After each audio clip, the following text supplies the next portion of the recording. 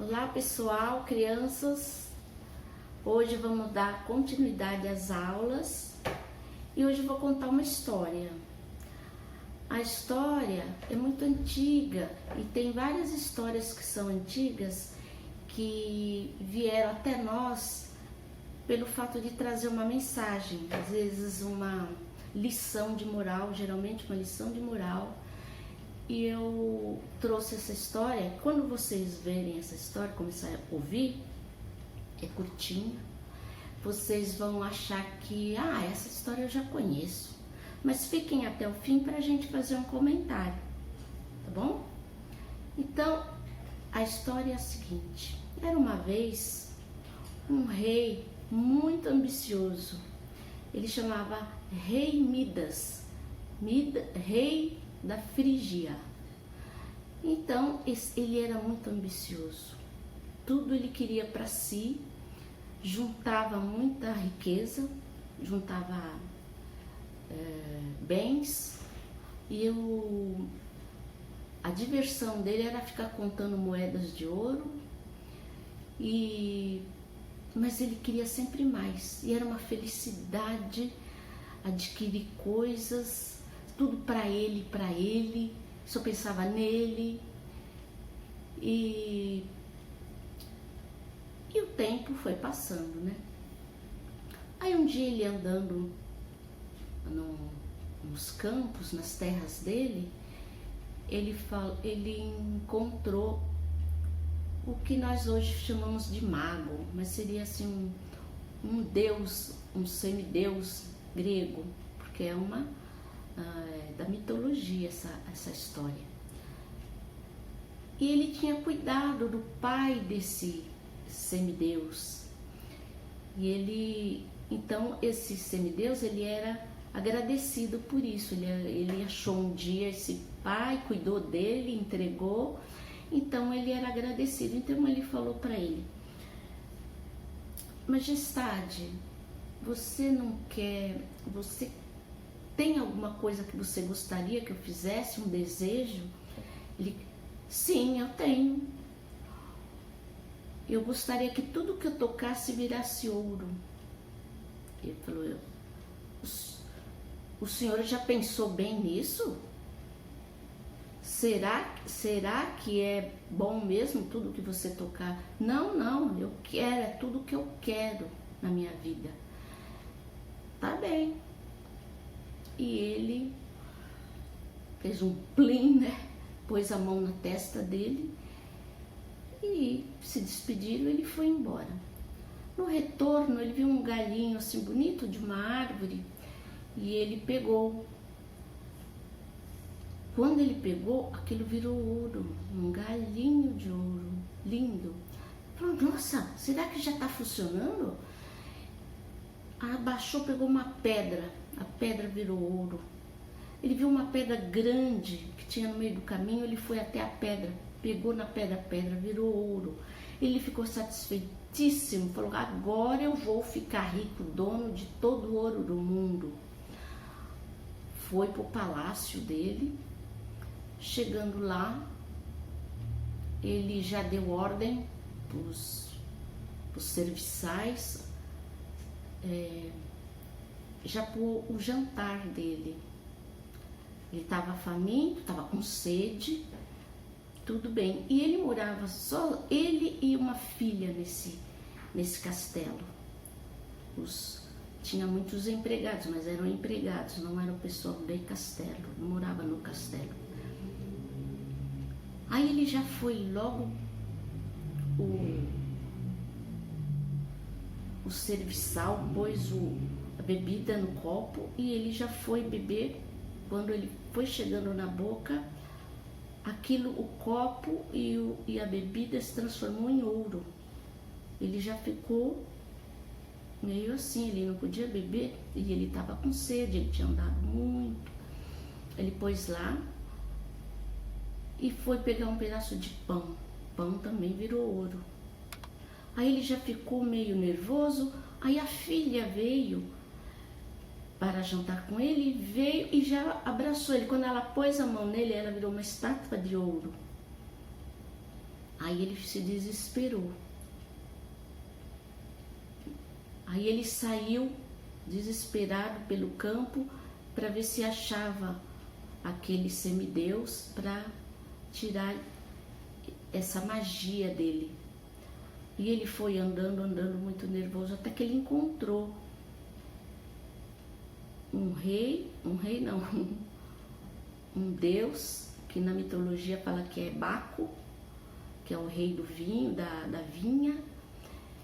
E ele contou, ele falou assim: eu não posso tirar essa magia. Você tem que entrar num rio de águas correntes.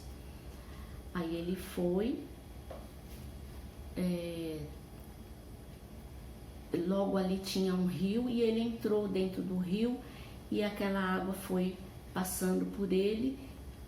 E quando ele saiu do rio, ele viu que onde ele punha a mão não virava mais ouro.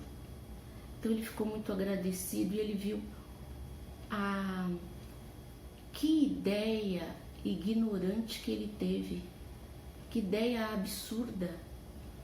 E como que a natureza era tão bonita e dava tanta coisa e ele queria que tudo aquilo virasse ouro. E conta a história que depois disso ele foi viver no campo, dando muita importância para a natureza. Então a historinha acaba aí. Então, ganância, a pessoa querer tudo para ela, será que é legal isso? Tem muita gente até hoje, por isso que a história não acaba. Tem muita gente até hoje que gostaria de ter tudo e de ter as coisas que ela vê dos outros. Isso é muito comum, a gente vê isso em criança. A criança pega um objeto que nem é dela para brincar, ela não deixa o outro chegar perto. Pensem nisso, como que isso pode ser uma ambição. Por que a pessoa quer tudo para ela e ela só pensa nela?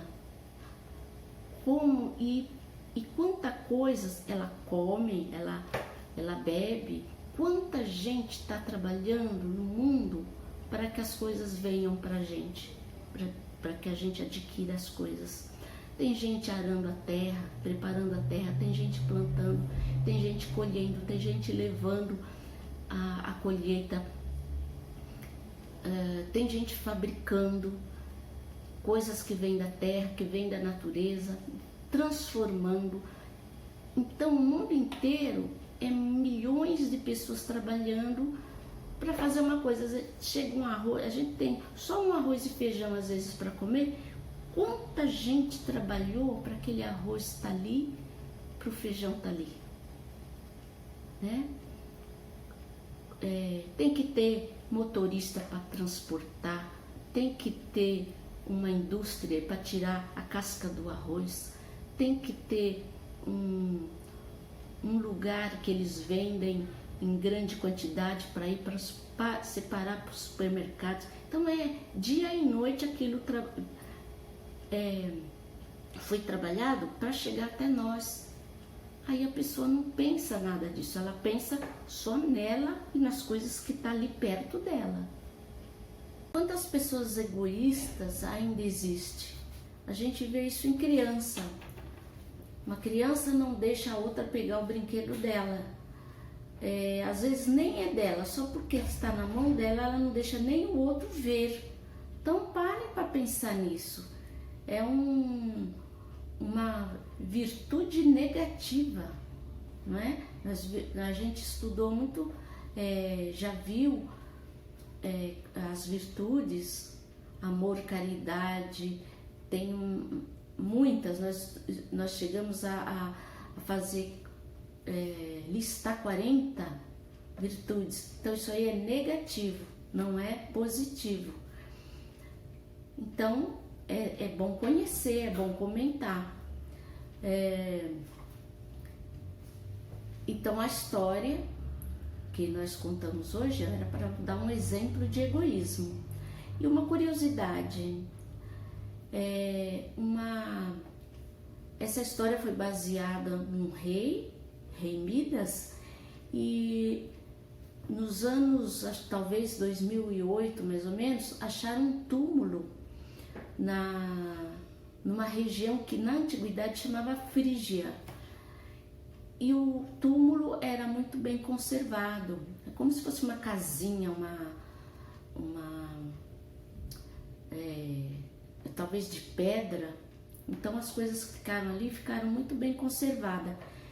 E lá dentro há uma inscrição, Rei Midas da Frígia.